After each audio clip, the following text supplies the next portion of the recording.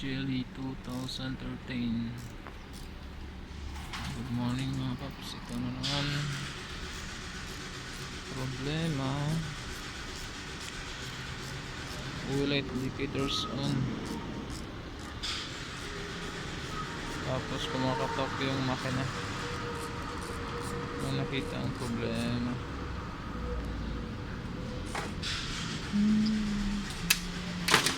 Ano ba? Ang gagawin sulot.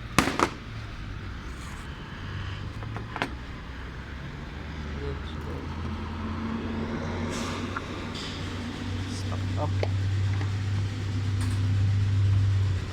Clog na yung filter. Strainer.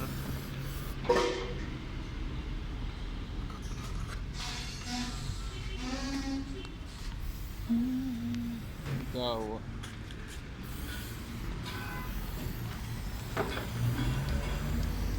Lagi kayo pemakan bearing.